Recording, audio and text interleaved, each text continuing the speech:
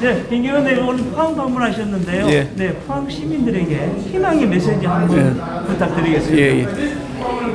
포항이 여러 가지로 많이 요즘 어려움을 겪고 있습니다. 그런 만큼 더 많은 지원이 꼭 필요하다고 생각하는데요.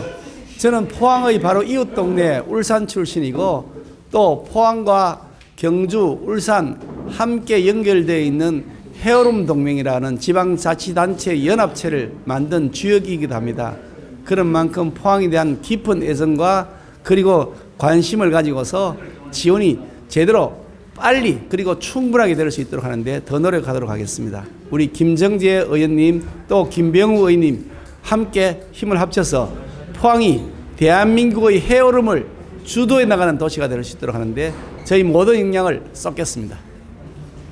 네. 됐습니까? 네, 감사합니다.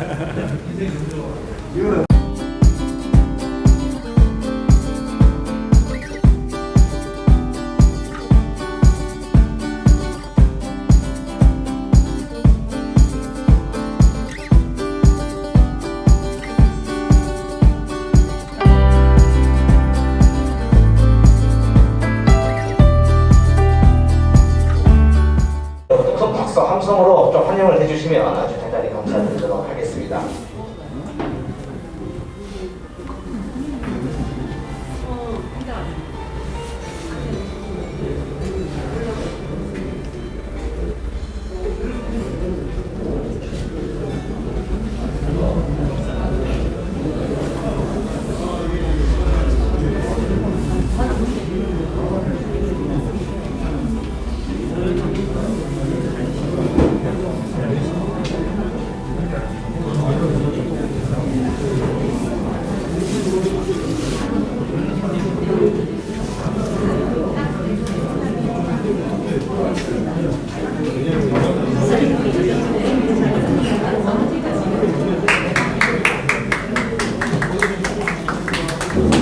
네, 여러분 현재 포항시 남구 언론사 사무실로 김기현 의원님이 방문해 주시고 있습니다. 여러분 큰 박수와 함성으로 환영을 부탁드리겠습니다. 감사합니다.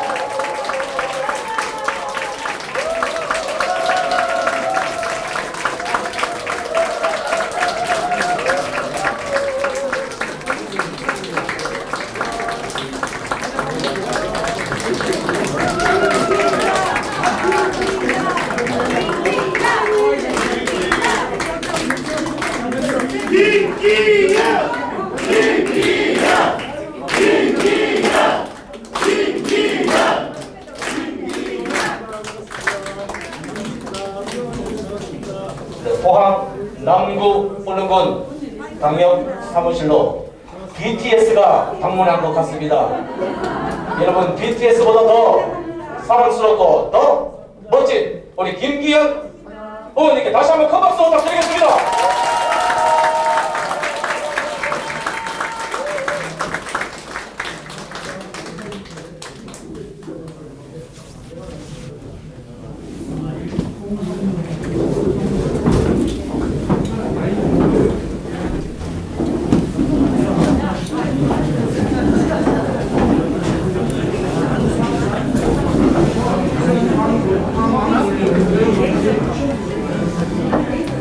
네, 김기현 의원님의 포항시 남구 울릉군 당역 사무실 방문을 진심으로 환영의 말씀을 드리도록 하겠습니다. 잠시 후부터 김기현 의원님과 포항시 남구 울릉 당원들과의 간담회 시간을 가지도록 하겠습니다.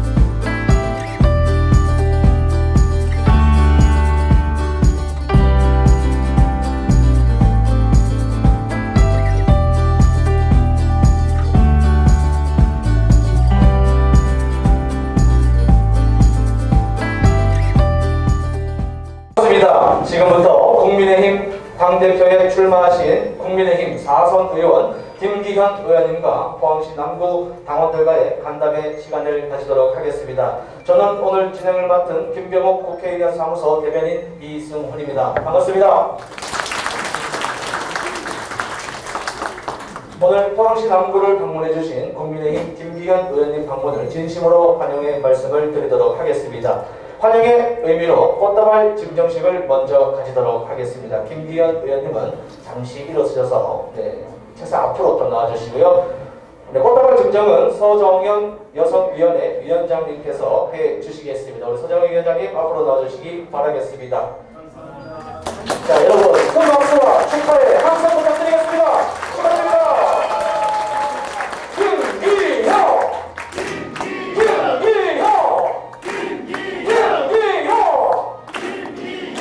여러분 다시 한번 큰 박수 부탁드리겠습니다.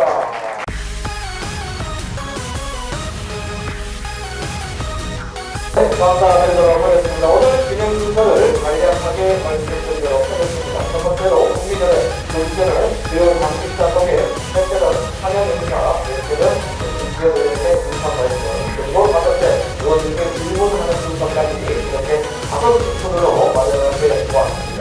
자, 먼저 국민연회가 있습니다. 모두 자리에서 일어나셔서 전면에 있는 국기를 향하여 주시기 바라겠습니다. 국기에 대하여 경례.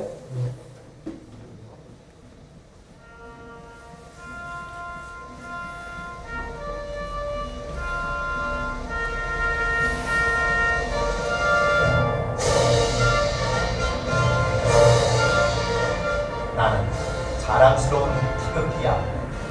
자유롭고 정의로운 대한민국의 무궁한 영광을 위해 충성을 다할 것을 굳게 다짐한다.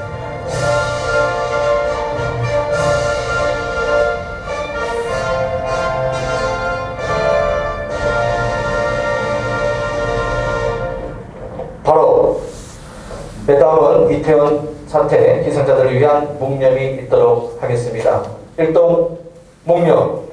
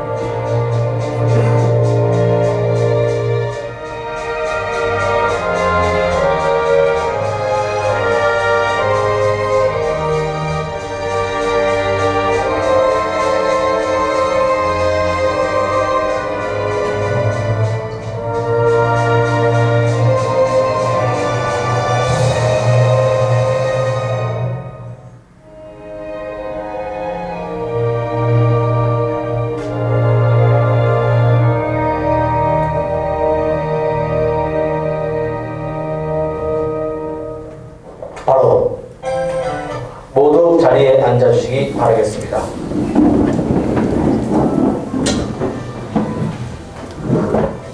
네, 다음은 바쁘신지도 불구하고 평일 오전 이른 시간에 힘든 시간 내주신 우리 주요 당직자 여러분, 참석자 여러분 소개가 있도록 하겠습니다.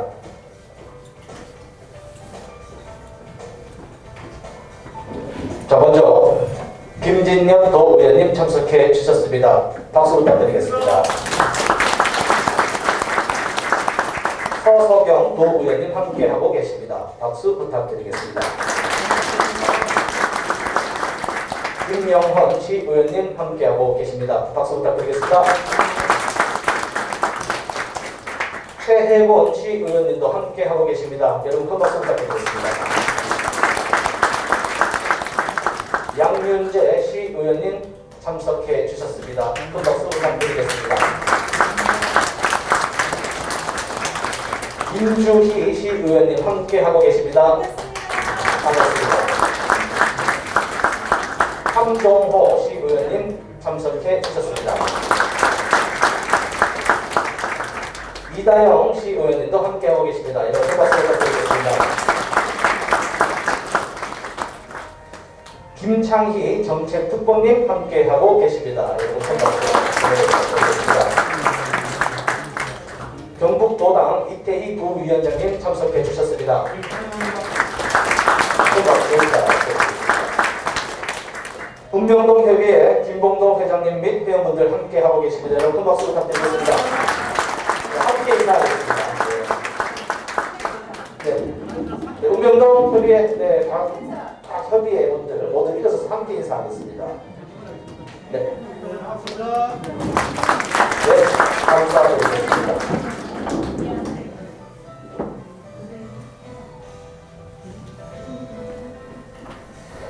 자문위원회 김수근 위원장님 함께 하고 계십니다. 큰 박수 부탁드리겠습니다. 이상열 봉사단장님 및 단원분들 함께 하고 있습니다. 여러분 큰 박수로 환영을 부탁드리겠습니다.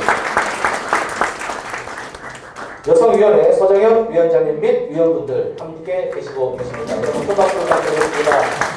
많이 오셨네요. 역시 여성위원회 정말 사랑스럽습니다. 네, 조성식 노동위원회 위원장님 및 위원분들 함께 인사드리도록 하겠습니다. 반갑습니다.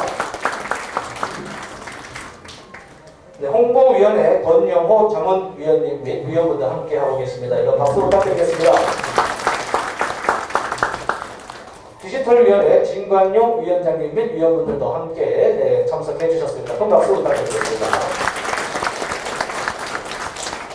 네, 문화예술위원회 김수진 위원장님 및 위원분들 함께 계십니다. 이런 큰 박수 부탁드리겠습니다. 중앙위원 김준기 위원장님 참석해 주셨습니다. 여러분 큰 박수 부탁드리겠습니다. 위원분들도 함께 계시죠. 감사드리겠습니다. 청년위원회 이상원 고문님 및 위원분들도 함께 하고 계십니다. 여러분 큰 박수 부탁드리겠습니다. 네, 울산광역시 남구의회 김장호 의원님 함께 계십니다. 여러분 큰 박수 부탁드리겠습니다. 모두 울산에서 오셨습니다. 정말 환영의 말씀 드리도록 하겠습니다. 네, 울산광역시 남구의회 최신석 의원님도 함께 하고 계십니다. 여러분 큰 박수 부탁드리겠습니다.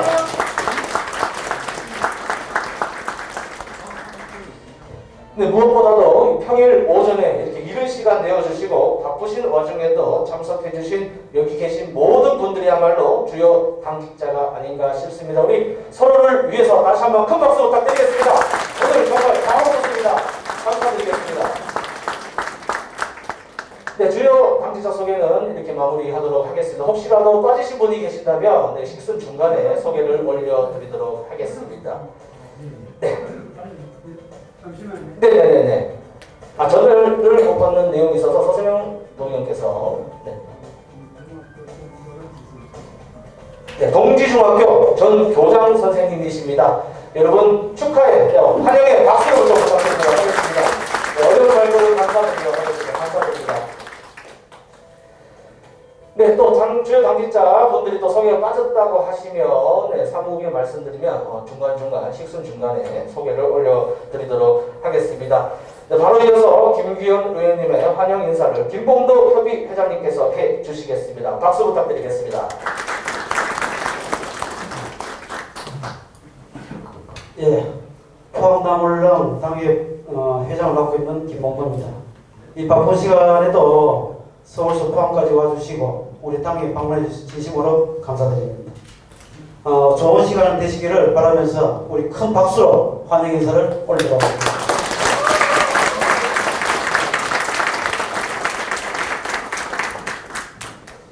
네, 감사드리겠습니다. 네. 자, 다음은 김기현 의원님의 인사 말씀을 듣기 전 의원님의 양력 소개를 해드리도록 하겠습니다. 국민의힘 울산 남구을 국회의원이시고요. 김기현 의원님은 전 대구지법 부산법원 울산지원 판사, 전 울산광역시장, 전 국민의힘 원내대표, 현재는 국민의힘 17대, 18대, 19대, 21대 울산 남구을 국회의원을 역임하고 계십니다. 김기현 의원님께서는 국민들과 당원들에게 큰 기대를 받고 있습니다. 그동안 당을 위해서 큰 헌신을 해오셨고 힘든 일, 굳은 일 가리지 않으시고 앞장서 오셨으며 앞으로 국민의힘을 영광로 정당으로 만들어주실 김기현 의원님을 소개 올리도록 하겠습니다. 여러분 큰 박수와 함성을 부탁드리겠습니다.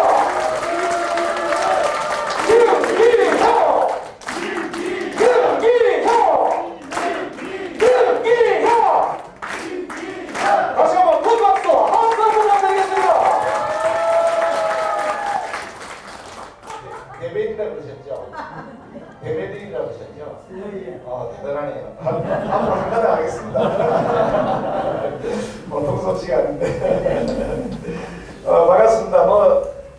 이게 딱딱하게 말씀드린 거는 자연스럽게 우리가 그냥 우리 동원동이 이렇게 만난 자리니까 편하게 그렇게 말씀드리시면 좋겠어요. 이렇게 옆으로 앉고 잠깐 돌아주시면 제가 한 20분쯤 말씀드리고요. 아침 일찍 나온다고 고생했지, 그지? 예. 나오긴 나오는데, 아침 일찍 오라고 그래, 그지? 그래서 제가 말이 길게 하면은, 여기 앞에서 잠시만 말씀드리고 하겠습니다. 사실 오늘 제가 이 포항에 일이 있어서, 오후에 무슨 강연을 할 일이 있어서, 내려오는 그러네, 그냥 가면 또 섭섭다, 이게, 그지? 왔는데 지 혼자 살짝 까딱하면, 아이씨, 그래. 그래서 우리 김배우 의원 혹시 계시면 별로 했더니 국회 일정 때문에 오래 있다면서 잠시간 사무실 들었다가 그러는데 막 이렇게 한 몇 가지 뭐라고 그러실 줄 몰랐습니다. 여러분들 한편 여러분 죄송하기도 하고 또 뭐 그래 또 누가 보는 거 아닌게 그지? 그래 점상사 한번 보고 어떻게 생긴다 한번 보고 그래 생각하고 막 잘생겼죠? 네. 사람 볼 줄 아네.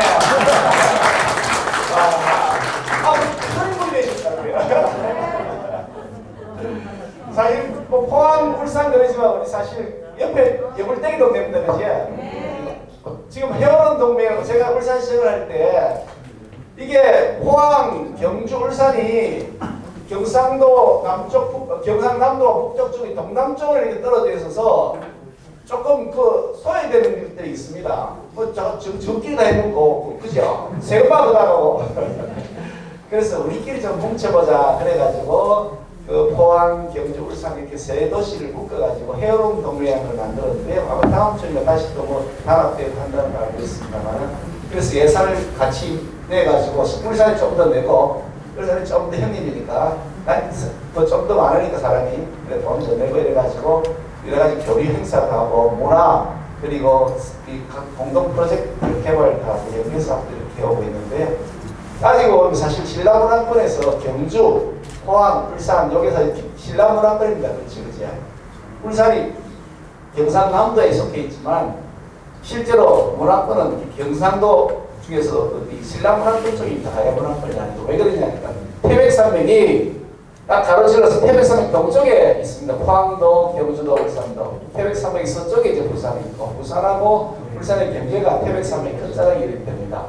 그래서 옛날에 박재상 신라의 명재상인 박재상 같은 분이 거기 이제 망부석이 어디냐면 울산에 있습니다. 근데 그분이 일본으로 왔다 갔다 할 때 경주에서 울산을 거쳐서 울산이 경주의 항구셈이죠. 외항인셈인데 그래서 옛날부터 화랑문화권, 신라문화권이었고 광부대에 가면 화랑 시절에 했던 그 훈련했던 모습들 그림들 이렇게 나와 있습니다. 그다음 거기에 보면 북포항 저거 다녀갔다 이런 것도 나와 있고 실제로 우리가 같이 살아가는 문화권이기 때문에 포항 저러면 그냥 바로 우리 이웃 동네를 생각하고 저는 그런 마음 가져왔었고요.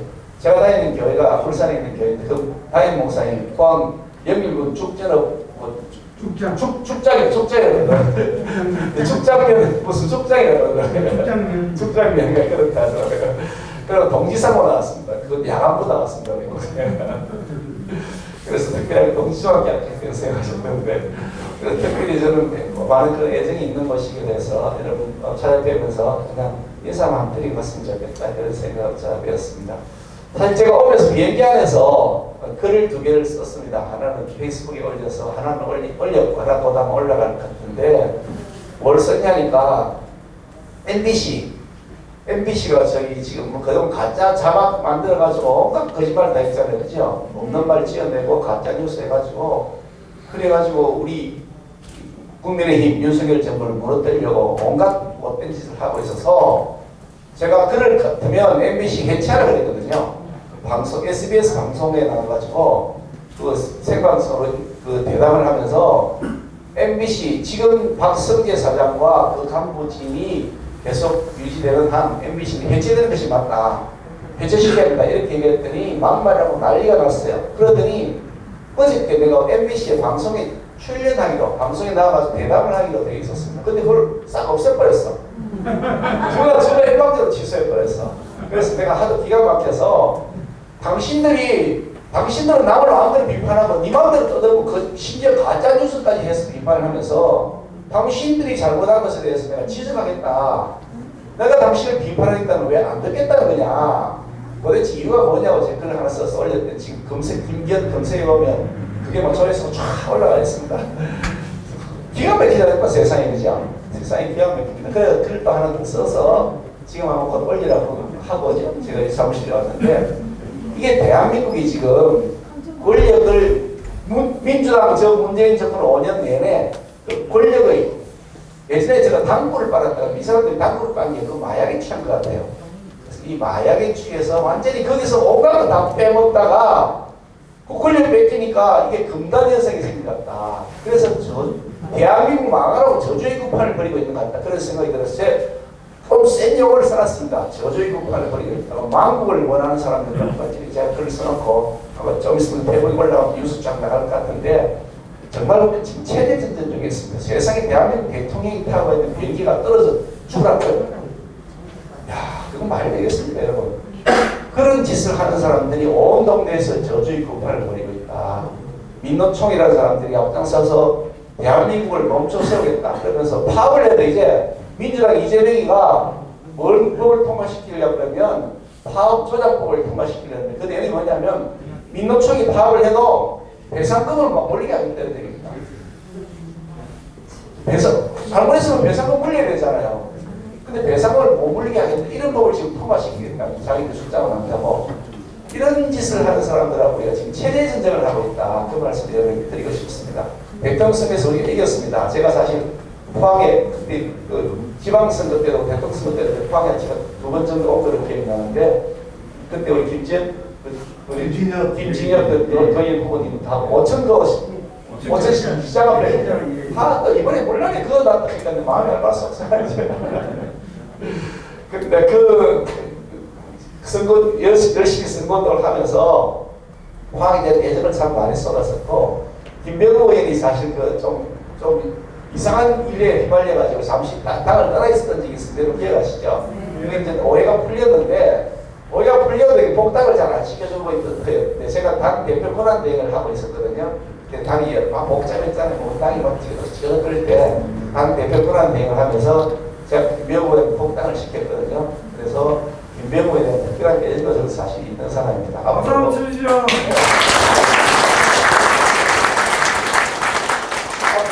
김병욱이 더 큰 인물이 되고 아주 생긴 내보다 좀 잘생긴 거겠죠. 너무 잘생겼어. 아주 젊은 새로운 신진 리더에서 앞으로 큰 인물이 되도록 잘 키워나갔으면 좋겠다. 그런 생각하고 애정을 가지고 있는 사람으로서 여러분들한테 정말 앞으로 우리 포항 그리고 대한민국을 살리기 위해서 앞장서서 이게 싸워야 된다. 그런 말씀을 꼭 한번 드리고 싶습니다. 작년에 여러분 대통령 선거 때 여러분 기억나실 텐데요.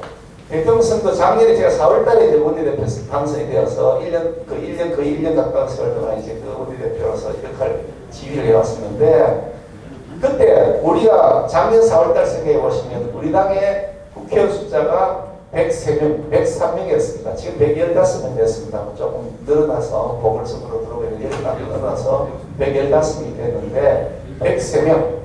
그리고 다른 거 아무것도 없었습니다. 포항은 그래도 포항시장이 우리 당이었지 않습니까?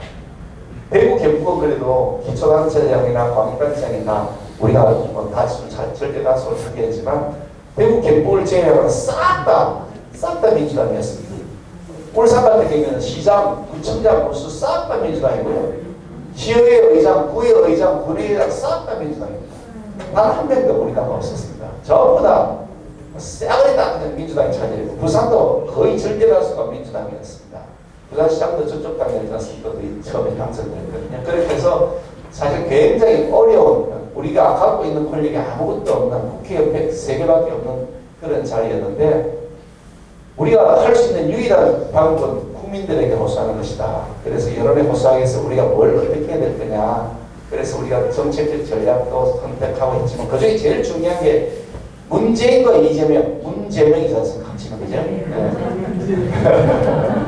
문재명을 공격해야 된다. 이 사람들이 얼마나 나쁜 짓을 했는지 대한민국을 얼마나 망쳐놨는지 그걸 하나하나 내가 이실직고해서 고발하겠다 이런 생각을 가지고 그 직책을 이제 수행하기 시작했는데 여러분 아마 기억이 나실 것 같은데 작년 6월 달에 제가 우리 당 대표로 국회에서 연설을 한 것이 있습니다. 교섭단체 대표연설이라는 이름인데요. 제가 한 50분쯤 국회 본회의장에서 제가 혼자서 우리 당의 입장이 이렇다. 문재인 정권이 무슨 짓을 했다. 라는 내용들을 제가 그렇게 연설을 하면서 거기서 막 떠들었던 적이 있는데 엄청난 화가 나서 화가 난 목소리를 했는데 그게 유튜브 조회가 보니까 한 700만 뷰를 받더라고요. 700만 뷰 정도 봐요. 저는 그걸 무엇을 의미한다. 국민들이 얼마나 문재인 정권에 대해서 분노하고 계신가. 그런데 왜 그걸 누가 콕 집어넣어가지고 그걸 가지고서 문제를 삼지를 않느냐 하는 그런 울분들이 계셨던 것 같아요. 그렇게 해서 문재인 정권에 대한 포문을 열기 시작했고 이재명이라고 하는 저는 저 사람이 진짜 대통령이 되었다면 나라는 쫄딱 망했을 거라고 생각합니다. 온 나라에다가 자기 그 이상한 사람들 있잖아요. 그죠? 그 뭐 힘 개발 비리 사기꾼들 때려놓고 온 동네를 다 그냥 우리말로 허잡질 그런데 그거 뭐라고 그러더라고요. 그렇게 난도질하지 않았을까 그런 생각이 듭니다. 그래서 이재명 진상조사를 하겠다. 비리 진상조사 게이트를 제가 특위를 발족시키고 그런 다음에 그걸 제가 총괄 지휘를 했습니다. 그래서 그걸 가지고 거의 1년 가까운 세월 동안 계속 이재명이라는 사람은 절대 대통령 돼서는 안 된다고 사실 제가 외쳤는데 그러다 보니까 고소고발을 7번이나 당했습니다. 7번. 제가 정권 7번입니다. 물론 정권 아니지. 다 부협이 될 수밖에 없는 건 뭘 고발했냐면요. 이재명이가 종합 비리 백화점이 몸통이다. 그랬더니 그 허위사실이라고 나를 고발했어요. 회장님 그 허위사실 맞습니까? 아닙니다. 맞지? 진짜잖아요. 허위사실 진실이잖아요. 세상에. 참 그걸 나보고 허위사실이라고 고발을 하고요. 또 뭘 고발했냐. 유동규 알죠? 유동규. 유동규가 그 이재명의 측근이다 그러면 또 그걸 또 고발해서 허위사실이라고 해요. 알고 맞네, 그지? 뭐? 또 뭘 고발했냐. 이재명이 간접살인자가 책임져라 그랬거든요. 맞지, 그지? 지 때문에 지금 무슨 4명이 죽었어요. 그 당시에 3명 죽었을 때니까 3명이 죽었어요. 자기가 관련된 사람이. 어떤 사람은 본인 스스로 죽음을 선택했다고 하는데 사실 그게 자살을 한 건지 자살을 당한 건지 모르겠습니다만 어떻든 자기가 관련되어 있는 부하직을 했던 사람 이런 사람들이 죽어나가는데 나 그 사람 모르는 사람이라 그 사람 조문도 안 갔습니다. 그것도 안 보냈습니다. 그런데 이태우 사고 생기니까 저걸 조문해야 된다고 말로스를 치고 그래서 정말 이중적인 정말 위선적인 사람들 이런 사람이 대통령이 된다면 나라 망한다. 저 확실히 저는 맞다고 있는데 어떤 그러다 보니까 7번이나 고발을 당하고요. 또 뭐 얻어당했냐. 국회 징계도 받았습니다. 21대 국회에 들어와서 지금 21대 국회거든요. 국회에서 징계를 받은 사람이 딱 한 명 있습니다. 그게 누굽니까? 저 김기현입니다. 와 징계 받은 게 아는겨. 모르지? 와 징계 받는 하고요. 검수완박법 그거 내가 반대했다고. 그래서 김기현을 징계한답니다. 여 법사위원회 회의장이 있는데요. 뭐 검수완박법 처리하면 안 되잖아요. 나쁜 짓이잖아요. 그래서 안 된다고 항의하러 갔더니 의장님이 좀 앉았어요. 제가. 의장님을 앉으라고 했던 거잖아. 그지? 아니 의장이 비어있는데 좀 앉았다니까 앉았다고 해가지고 징계를 했어요. 내가 무슨 뭐 기분을 파산한 것도 아니고 사람을 두드려 팬 것도 아니고 아니 뭐 몽둥이 해둔 것도 아니고 좀 앉아있을 길었으니 아니 내가 나이 60이 넘었는데 좀 연세는 좀 잡수시고 좀 나이도 경로사상 좀 있어야 될 거 아이가 그지?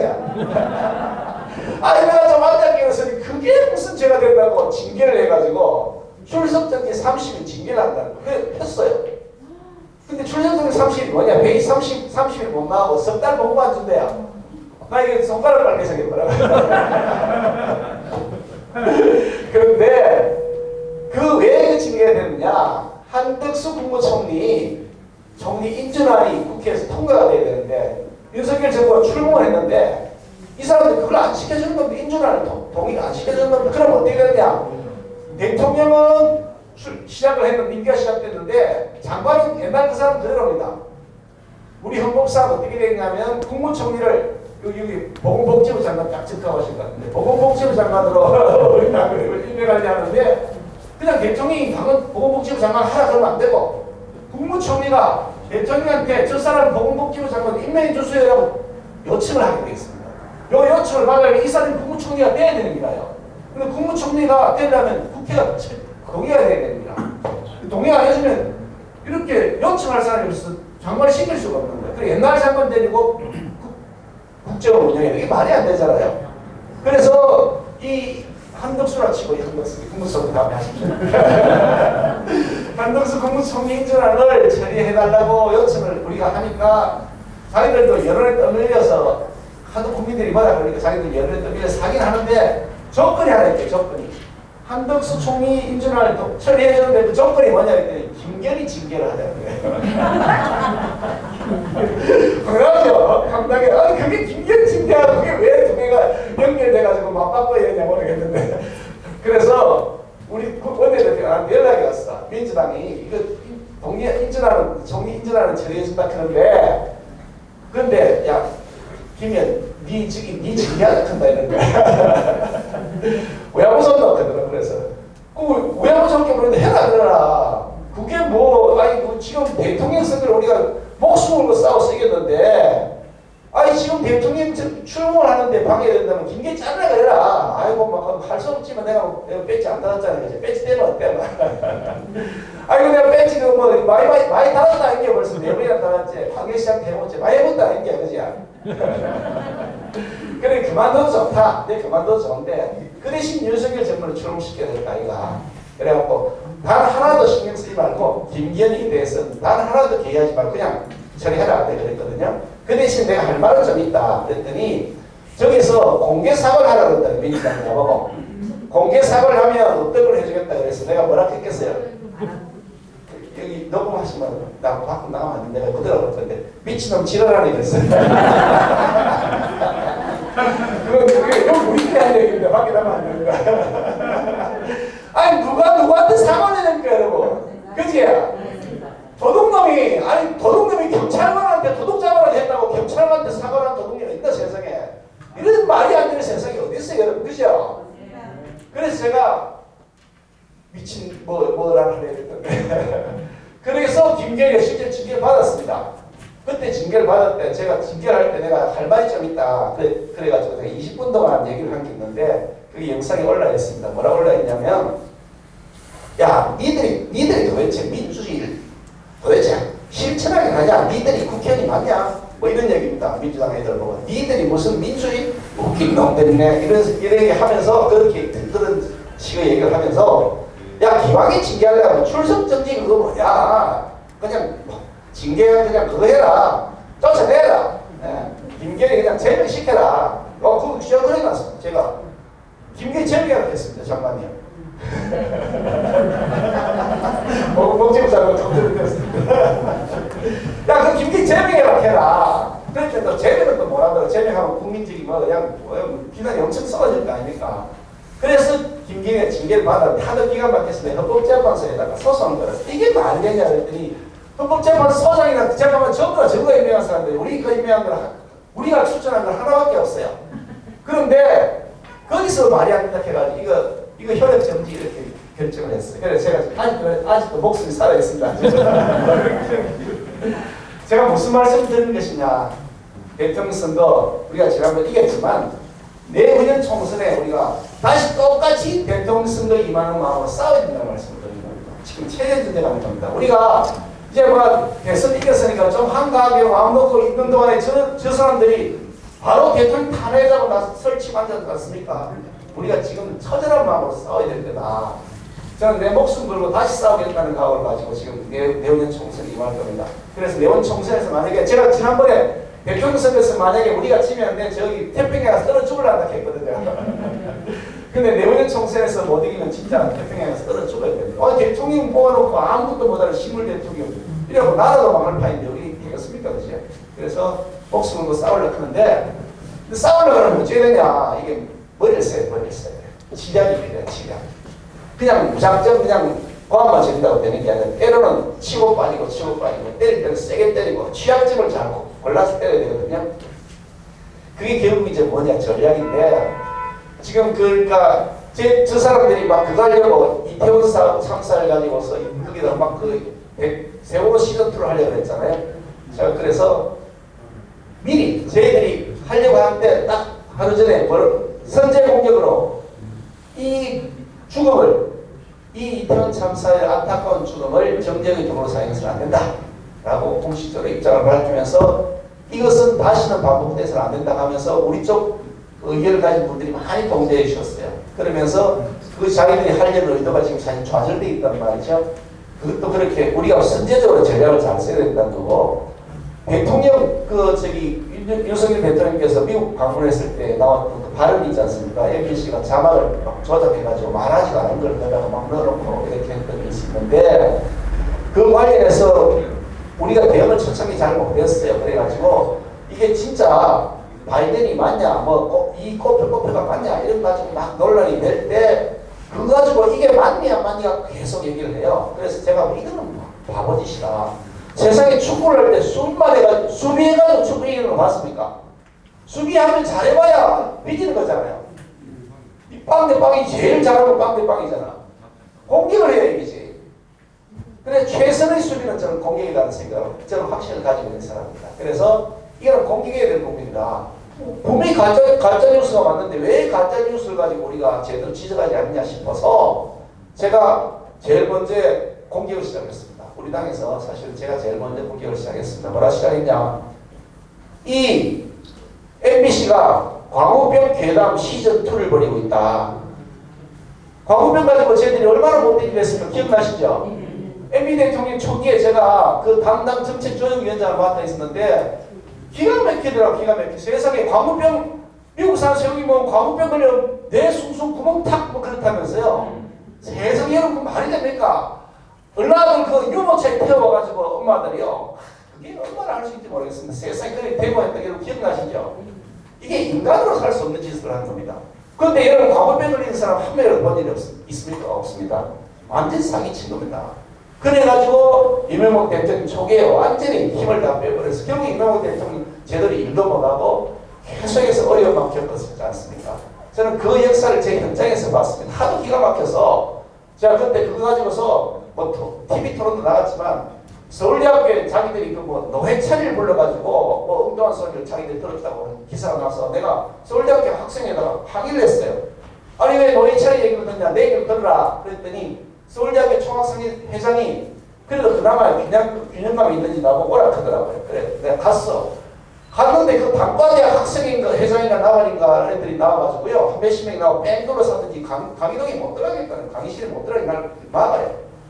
그래 학교 측에다가 이 제기를 했죠. 아니 총학생회장이 초청해서 내가 공식적으로 초청해서 왔는데 내가 1시간 동안 내게 주어진 시간 내가 10분 얘기하는데 50분 동안 너 질문 다 받을게. 너 하고 싶은 얘기 다 듣더라. 내가 자신 있게 너가 50명이든 100명이든지 50대이든 100대이든지 내가 당당하게 너희들하고 내가 논쟁했을 때 내가 뭐 내 말이 맞는지 아닌지 증명해 주겠다 내가 그랬거든요. 근데 안 된대. 얘기하지 말래. 그럼 경비가 와도 소용이 없어. 결국 못 들어갔어요.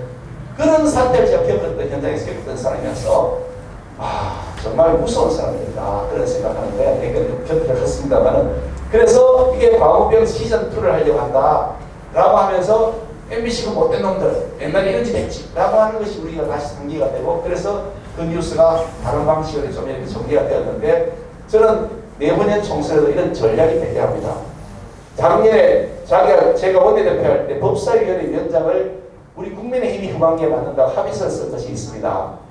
그 합의서 쓸 때 자기들 절대로 법사위원장 안 내주겠다 그랬거든요. 자기들 절대 다수니까 자기들끼리 그냥 결정하면 됩니다만 여론전을 펼치고 언론인들 만나고 막 이덕저덕 하면서 약간 자기들이 애매한 입장에 있을 때 결국 국민의힘이 법사위원장을 후반기에 만든다. 국민의힘이 만든다고 딱 썼는데 그 합의서 썼단 말이죠. 그런 다음에 결국 이제 후반기 우리 법사위 이제 우리 당이 지금 맡아 있습니다. 그런데 만약에 지금 법사위원장을 민주당이 맡아 있다고 한번 생각해 보시면 어떤 사태가 생겼을까?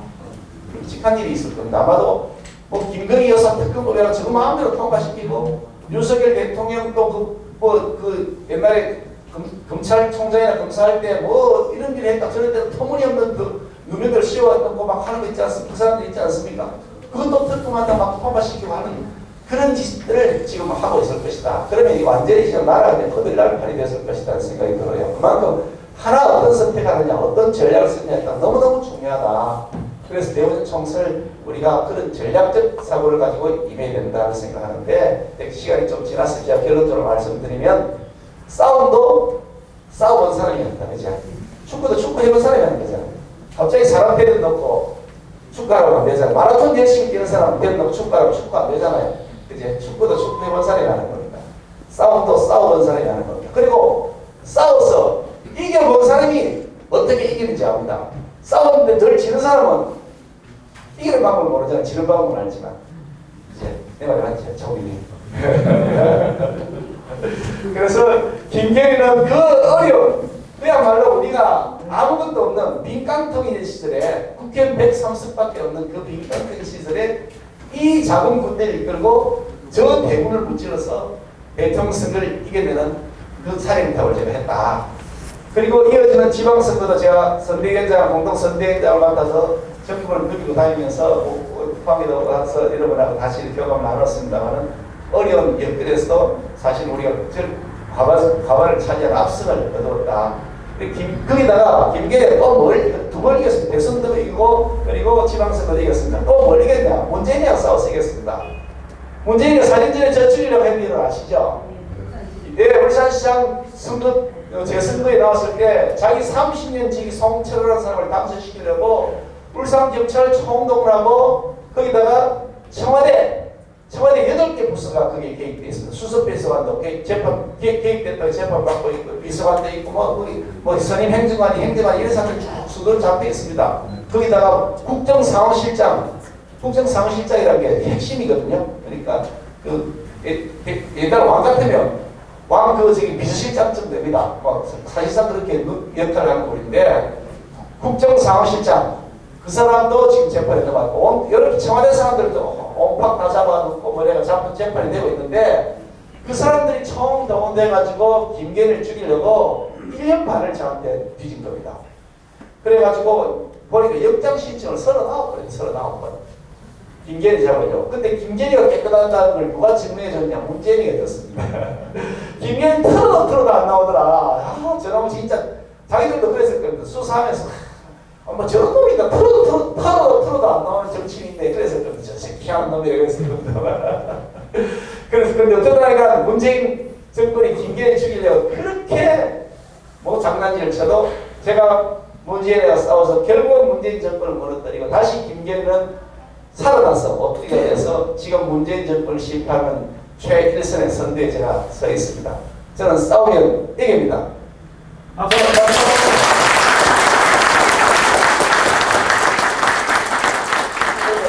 다가오는 총선에도 제가 앞장서면 이길 것 같죠? 네. 제가 이겨야 합니다. 그래서 포항이 어떤 동네입니까? 대통령을 배출한 자부심 있는 동네 아닙니까? 그렇죠? 대한민국이 오늘 만들어 자부심 있는 동네입니다. 포스코가 없었으면 대한민국이 있었겠습니까? 그런 역사와 자부심, 긍지를 가진 우리 포항이 앞으로 대한민국에서 더 큰 소리를 치고 활용할 수 있도록 울산, 포항, 경주 세계 도시가 헤어름을 대한민국의 헤어름을 만들어 나가는 그런 지역이 되어서 우리 자부심도 우리의 또 보람도 더 커졌으면 좋겠고요. 제가 그 일에 여러분들과 함께 하겠습니다. 감사합니다.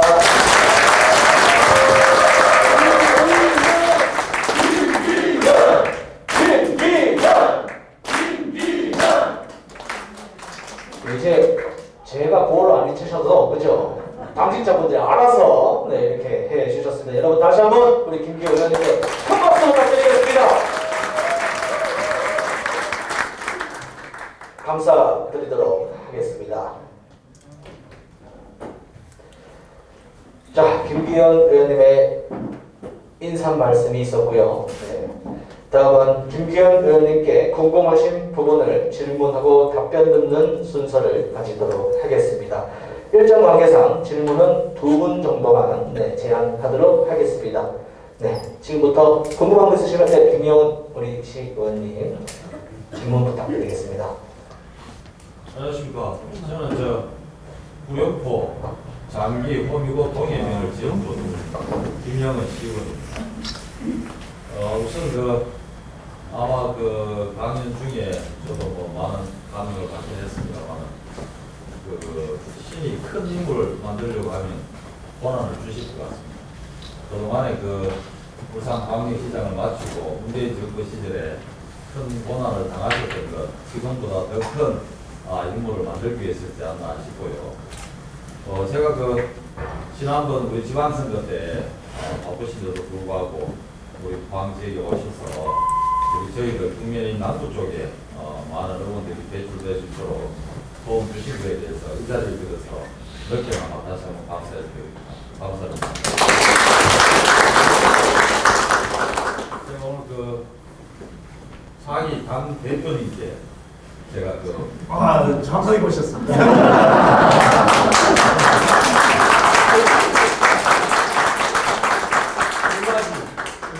두 가지 제가 질문을 좀 드렸으면 합니다. 그리고 부탁 말씀드리기도 하고, 우선 가장 근본적으로는 저희들 남부 당역 모든 우리 당원들이 바라는 것, 자기 당 대표님을 물론 당연히 김기현 대표님께서 맡으시겠지만 저희들이 바라는 건 김기현 차기 대표님께서 당대표를 하시고 우리 김병욱 의원님 그동안 많이 도와주셔가지고 여기까지 오셔서 선거까지 도와주셨는데 차후에 당대표가 되시면 저희도 우리 김병욱 의원님과 같이 가주십사는 게 우리 모든 남부 당원들의 아마 열망일 겁니다. 그 부분에 대해서 저는 이 자리를 빌어서 우리 김기현 당대표, 차기 당대표께서 한 말씀 해주십시오. 그 다음에 두 번째로는 제 개인적인 우리 지역구 일이기도 합니다만 우리 포항의 문제이기도 하고요. 특히 또 우리 남구의 문제이기도 합니다. 지금 며칠 전 언론 신문지상에 많은 얘기들이 돌아서 포스코 영인만 대교가 지금 포항시 남부 동해면 인곡 이쪽에서 원래 연결되어 있었는데 이게 우여곡절 끝에 지금 현재 경상강역 포스코 구두 쪽으로 피로수가 반으로 줄어서 이렇게 이제 대교가 들었을 거다라는 얘기들이 많이 지금 있습니다. 아마 이번 주 중에 국토부에서 그런 걸 발표하실 것 같은데 지난 한 15년 넘게 우리 남구에 큰 발전을 가져올 영인만 대교가 지금 어떠한 정치 논리인지 경제 논리인지는 모르겠습니다만 이제 그렇게 이 비정상적으로 지금 이제 진행이 되고 있는 것 같긴 합니다. 이 부분에 대해서 각별히 대표님께서 한번 신경을 써주시고 오늘 거기에 관련해서 한 말씀 좀 부탁드리도록 하겠습니다. 이상입니다.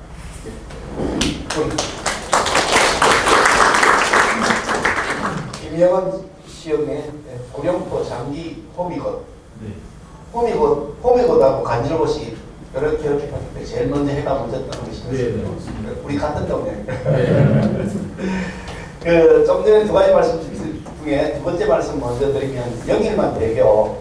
저는 사실 이상덕 부의장님 계실 때부터 이거 해야 된다고 엄청나게 세게 추진했던 것을 기억하고 있습니다. 저는 꼭 이상덕 부의장님도 그렇고 이병석 전 부의장님도 그렇고 사실 개인적으로 친하게 지냈던 사이여서 두 분 다 한 분은 좀 더 큰 형님이고 조금 작은 형님이고 그런데 이상덕 부의장님이 어려움을 겪을 때도 굉장히 같이 이렇게 마음을 많이 나눴고 사모님하고도 제 집사람하고도 가끔씩 웃음도 가끔씩 뵙고 그렇게만 지내는 사이입니다만은 어떤 얘기만 대교 가려고 굉장히 심혈을 기울이는데 여러 가지 기획들이 잘 안 돼가지고 그동안 진행이 안 된 것으로 알고 있습니다. 최근에 제가 입장된 시장님에게서 잠시 말씀을 들었는데 방금 말씀하신 것처럼 노선을 좀 변경한 이런 논의들이 있다고 하더라고요. 그게 또 들락날락하는 배들 때문에 배들 때문에 또 어떤 문제가 또 있다고 이런 말씀 제가 들었습니다만 자세한 내용은 제가 다 듣지 못했고요.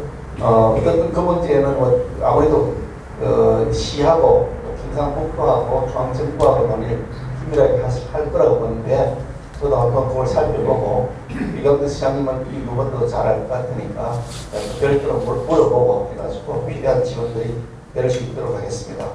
근데 사실 이상덕 부회장 계실 때 제가 기억나는 울산하고 포항 사이에 지금 고속도로 있지 않습니까? 이 동해안 쪽 고속도로 이거 만든다고 할 때도 예비 타당성 결과가 안 나온다, 경제성 없다 이래가지고 뭐 안 된다는 걸 선도사 이래가지고 거기다가 넣어서 이렇게 진행을 했는데 그랬더니 그 무슨 문제가 생기냐 형님 예산이라 그래가지고 엄청 시끄러워서 내를 피해가실 겁니다. 그래서 형님 계획으로 안 되는 사업을 억지로 넣었다 그래서 형님 예산이라서 리스트가 쫙 나와 있는데 거기에 이게 들어가 있습니다. 꽤 큰 예산이 들어갔거든요. 울산하고 부산 쪽에 연결해 간 방에서 계속 동해안 쪽 올라가지 않습니까? 근데 이상덕 부회장이 저한테 연락이 와서 김이야 그거 울산하고 포항하고 연결하는 도로 중에 포항은 3분의 1밖에 안 되고 울산이 3분의 2다. 그러니까 그거 형님에서 아니라고 네가 좀 얘기 좀 해라. 그래서 아이고 알겠습니다. 그 실제로 그 노선은 울산 쪽이 더 많습니다. 그래서 형님에서 아니라고 그랬는데 제발 안 들어주고 그기만 하더라고요. 그래 말씀하신 것 전에 무슨 말씀드리니 그만큼 오랫동안 굉장히 이상덕 부회장 같은 분이 포항 발전에서 많은 도움을 역할을 해오셨는데도 불구하고 연결하다가 굉장히 지금까지 진척이 안 되고 있는 데서 아쉽게 생각하고요. 빨리 진행될 수 있도록 그리고 또 노선도 말씀하신 것이 어떤 내용인지 자세히 좀 살펴보도록 하겠다 말씀 하나 드리고요. 두 번째로 우리 김병호 의원님 뭐 말씀하셨는데 뭐 복잡하게 할 거 없지 않습니까? 22대 국회 김병호의 공천을 받나 안 받나 이 말씀 아닙니까? 그지? 박수가 세게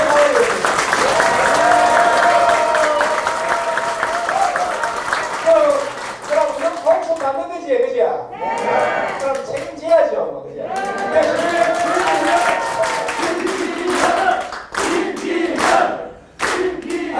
저만이 잘생긴 뭐 신발을 좀 키워야 되겠습니까? 그래 알겠습니다. 됐습니다. 감사합니다.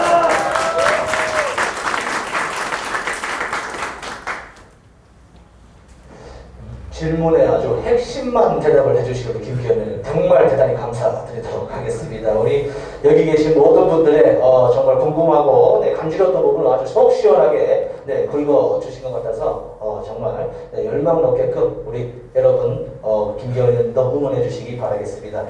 그러다 한 분 더 질문을 받아보도록 하겠습니다. 한 번만 더 하겠습니다.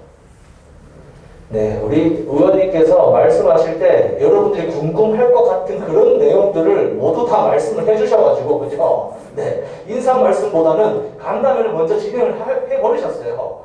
직접 본인께서 궁금한 내용들을 다 이야기를 해주셨던 것 같지만도 또 한 번 더 이렇게 궁금하신 내용 있으면 지금 기회가 아니면 더 만날 기회가 힘들어질 수도 있습니다. 여러분들 우리 손혜원 여성위원장님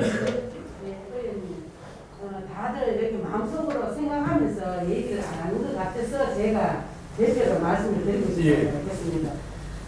지난 의원님 대표에서 100분을 갖고 오신다고 정말 고생하실 때 저희 강원에 한 사람으로서 느낌은 조용하면서도 강하신 분이라는 인상을 저는 갖게 됐습니다. 그래서 아까 우리 의원님 말씀하신 대로 당 대표가 되셔갖고 우리 옆 동네 같이 헤어름 동맹에서 옆 동네에서 저희 포항을 신경을 많이 좀 써주십사 하면서 드리고 싶은 말씀이 저희들은 포스코 울산에 현대자동차 있듯이 저희들 포항에 국민기업 포스코 홀딩스 최정우 회장이 서울로 만들어가 갔는데 이 부분에 대해서 자세한 내용은 아마 많은 관심을 갖고 다른 지역 국회의원님보다 더 많이 아실 것 같아서 상세한 말씀은 제가 안 드리겠는데 최정우 회장님이 국민기업으로 포항에서 이렇게 포스코 건설에 협조를 하고 했는데도 불구하고 홀딩스 만들어가 서울에 가버렸으니까 그 부분을 어떻게 당대표가 되시면은 좀 관심을 갖고 뭐 해결 내지는 좀 가만히 있으실지 그런 부분에 대해서 한 말씀 부탁드리겠습니다.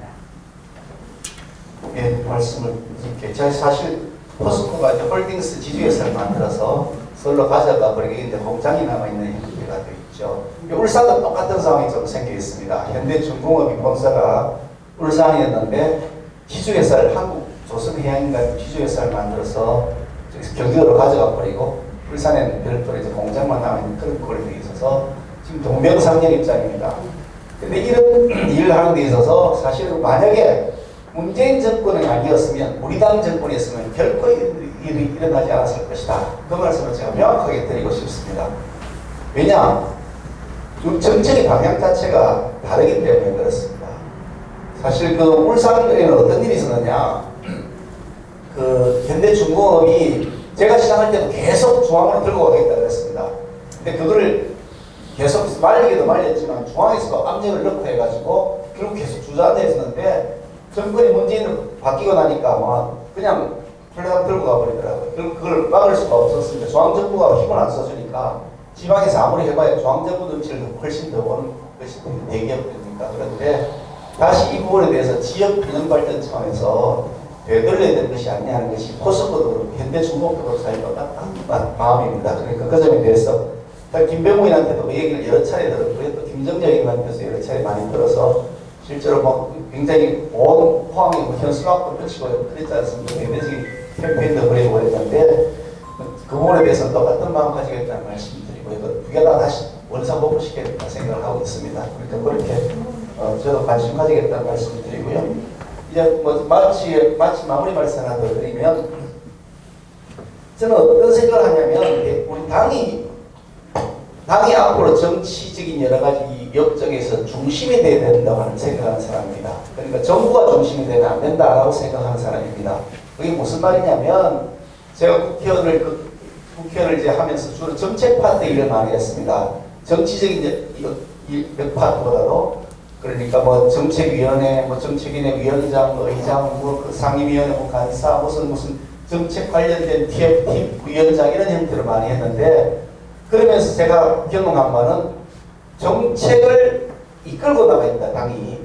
그렇지 않으면 정부 사이드에 그걸 맡겨놓으면 정부에 있는 공무원들은 무지무지 똑똑합니다.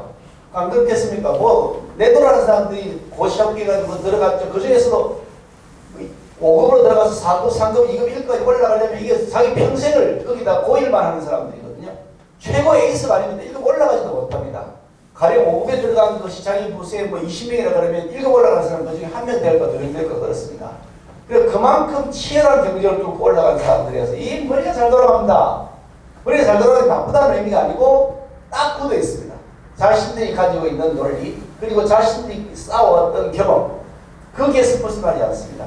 거기에서 벗어나지 않으면 어떻게 되느냐 그야말로 탁상공론이 되기가 딱 좋습니다. 나쁘다는 의미가 그 사람들의 생각 자체가 딱 거기에 고정되어 있습니다. 그래서 민심이 무엇을 얘기하는 건지 국민들이 무엇 변화를 요구하는지에 대해서는 전혀 감이 없거나 무시해버립니다. 왜냐? 그 자꾸 뭘 바꾸려고 하면 머리 아프잖아요. 바꾸면 나중에 뭐라고 부작위, 뭐 세상에 완벽한 제도가 어디 있습니까? 부작용이 반드시 수반되는 거죠. 그러면 책임지라고 그러고 감사원에서 감사하다 싶어서 내 몸보신 하는데 그냥 요대가 좋다 이거 요대가 좋다 이거 정권이 바뀌든 말든 나는 내 몸보신에 이런 기본적 컨셉들 가질 수밖에 없습니다. 누구든지 사람이면 저도 그런 공무원 행정 공무원 하고 있으면 저도 똑같은 생각을 했을 겁니다. 그게 인지상정이라서 그래서 정부 사이드에서 정책을 주도해 나가면 민심과 동떨어진 결과가 갈 수밖에 없다. 행정 편의주의로 갈 수밖에 없다. 저는 그것을 절절하게 경험한 사람이고 제가 또 광역시장 4년을 하면서 그걸 현장에 더 경험했습니다. 공무원들 눈도 깜짝 안 합니다. 니는 있다가 하지만 내가 중이다. 나는 미국 말로 달더니 니는 4년짜리 임시직 비정규직 아니냐. 그런 사고로 가지고 쳐다보는 거예요. 그래서 이 사람들 어떻게 때로는 족치고 때로는 어르고 달래가지고 일하게 만드냐. 그게 사실 반지장이 해야 될 큰 역할인데 반지장이 하는 데는 한계가 있단 말이죠. 그러니까 특히 국회 같은 경우에는 국회의원들이 그 역할을 해야 되고 여당이 민심에 부합하는 정책들 뭐 세제 확 개편하자 그러고 뭐 부동산 정책 확 바꾸자 그러고 가령 이제 포스코 같은 거 행정공무원 입장에서 보면 본사 뭐 홀딩스 가는 우리 손댈 수가 없습니다. 그럼 뭐 민간 자율입니다 그럴 거 아닙니까? 그렇지만 이게 민심하고 괴리가 되겠으니 무슨 소리 하느냐. 말이 안 된다. 지역 균형 발전도 생각 안 하고 당신들이 그동안 포항에서 얻었던 이익이 얼마나 됐는데 이런 식으로 할 수 있냐. 그거 따지는 정치인들이 하는 겁니다. 그래서 정부가 주도하는 게 아니라 당이 주도해 나가면서 정책을 펼쳐야 된다. 저는 아주 그걸 절감했던 사람이에요. 야당도 했고 여당도 했고 또 야당도 하고 또 여당도 하고 이게 여야 왔다 갔다 했기 때문에 더더욱 벽형으로 이제 축적되어 있어서 저는 제가 당대표가 되면 그 정책 방향을 확실하게 키울 겁니다. 그리고 주도해 나갈 겁니다. 당정 협의가 훨씬 더 강렬하게 치밀하게 될 것이고 잘 말 안 들으면 제가 우리 여당할 때 박근혜 정부 때 제가 정책위 의장을 했습니다. 우리 당 의장을 할 때 말 잘 안 들으면 우리 발로 저희도 좀 갔습니다. 마음 지르고 책상 치고 나이로 이래가지고 되겠냐고 당시 그런 식으로 하면 제대로 잘들 한번 보자고 마음 지르고 해가지고 막 그렇게 끌고 정책을 펼쳐나갔거든요. 그런 형태의 당의 주도권을 가져야 된다는 말씀이고요. 그 중심이 하나 있고 또 하나의 중심이 뭐냐. 당의 중심이라는 것은 균형을 잘 갖춰야 됩니다. 어느 한쪽으로 쏠리면 안 됩니다. 작년 대통령 선거 때 여러분 아마 기억나실 텐데 이준석 대표 그리고 제가 원내대표 이렇게 있을 텐데 이게 그 이준석 대표가 뭐 우리 후보 선출 과정에서 선출 위에 뭐 좀 말들이 좀 많이 있었죠, 그죠? 가출도 하고 가출하면 제가 잡아온 사람이 뭡니까? 제가 잡아를 갔지 않습니까? 그래서 그걸 다시 회합을 하고 또 손을 들고 또 한 번 더 가출해가지고 또 다시 그 마지막에 세 번째는 자기가 가출 안 하겠다고 공식적 선언하고 이제 그런 대통령 선거를 들어갔던 마지막 들어가서 우리가 0.74%라고 아슬아슬 이겼는데 만약 그때 균형을 갖추지 않았으면 내가 원내대표로서 균형을 갖추지 않았으면 우리 대통령 선거 못 이겼다고 생각합니다. 그게 무슨 말이냐면 그때 윤석열 대통령 후보, 대선 후보를 중심으로 하고 있던 그분들 굉장히 강한 그 개성들을 가진 분들입니다. 요즘 여러분들이 읽기 잘하는 분들입니다. 관이래 나오는 관이래 나오는 분들입니다. 그분들 굉장히 개성이 강한 분들이세요. 근데 윤석 대표를 내쫓아야 된다는 거예요. 그래야 대통령을 이긴다는 거예요. 그런 다음에 나한테 의원총회를 소집해달라고 요청서를 들고 오고 서명을 해오면 의원총회를 소집해야 됩니다. 당헌당규상. 그 당헌당규도 그렇게 돼 있는 것도 나도 알고 있는데 들고 와서 나한테 서명을 들고 와서 의원총회 소집하자. 윤석 대표를 여기서 우리 탄핵을 하자. 들고 왔는데 내가 반발에 거절했습니다. 그럼 당헌당규 위반한다. 내가 위반하는 거 안다. 근데 나는 뭐하겠다. 우리가 대통령 선거를 이겨야지 당헌당규가 지금 중요하냐. 당신들이 하자는 대로 하면 나야 손쉬울 수 있지. 그렇지만 나중에 결과는 우리가 질 건데 누가 책임질 수 있냐? 당신이 책임질 거냐? 내가 책임질 거냐? 우리 국민들에게 뭐라고 우리가 바쳐줄 거냐? 그래서 그걸 제가 끝까지 막으면서 윤석 대표에 대한 각종 비토들을 제가 끝까지 그냥 막으면서 대통령 선거를 가면 만약에 여러분 생각해 보셔서 윤석 대표 그 당시에 탄핵이라고 해서 뭐 윤석에서 내버렸다는 오늘 여러분 이번에 겪어하셨잖아요. 어떤 일이 생겼을까? 대통령 선거 아마 우리가 이기는 거 꿈도 못 꿨을 겁니다. 저는 그런 확신이 있었습니다. 이기는 것이 절체절명의 과제다. 그 이기기 위해서 내가 내 목숨 걸어 난 목숨 던져 죽겠다 그랬습니다. 국회 뺄 때도 좋다 그랬거든. 그게 뭘 중요하냐? 나는 문재인을 결국 이기고 내가 다시 부활하고 문재인을 이제 심판으로 왔는데 나는 내 명예도 회복했다. 그러고 내가 많이 해보는데 이제 그만해도 된다. 그런 생각을 했기 때문에 대통령을 이기는 것이 저희 절체절명의 과제였다고 생각했고 그래서 그러다 보니까 어떤 일이 생겼냐? 그 관자 중에서 또 관자인 사람 있잖아요. 거기서 나한테 막 강력하게 강요하는데 뭐라고 한참 이게 탄핵을 해야 된다는 거예요. 그래서 내가 한참 더 설명을 했는데 말이야. 그럼 못 이긴다 했다. 이런데 탄핵을 해야 이긴다는 거예요. 그래서 제가 그때 얘기하다 도저히 더 이상 안 돼. 그래, 네 말은 알겠는데 지금은 내가 원내대표잖아. 네가 나중에 원내대표가 되면 네가 그렇게 결정해라. 지금은 내가 원내대표니까 내가 결정한다 그러고 내가 내 결정대로 밀어붙인 거거든요. 결국 그래서 사실은 우리 당에서 공화국에서 대통령 선거를 이겼다고 생각합니다. 요지는 무슨 말씀이냐?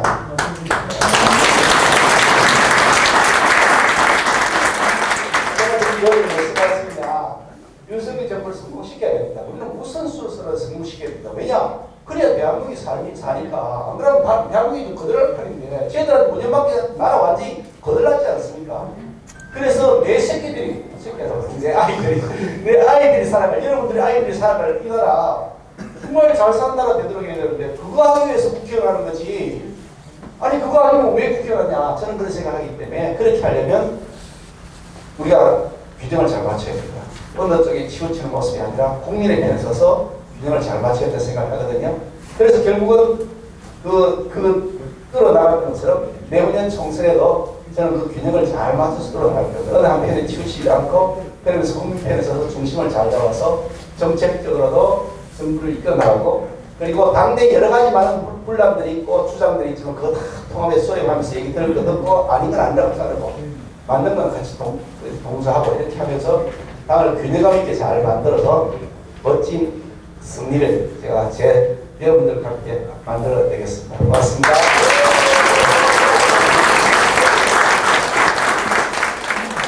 네, 감사드리도록 하겠습니다. 이것으로 질의및 응답 시간을 모두 마치도록 하겠습니다. 우리 바쁘신 일정에도 불구하고 참석해 주신 우리 김기현 의원님 그리고 포항시 남구 당직자 및 참석자 여러분께 다시 한번 깊은 감사의 말씀을 드리도록 하겠습니다. 오늘 우리 포항시 남구 지역을 찾아주신 김기현 의원님께 다시 한번 우리 포항의 힘으로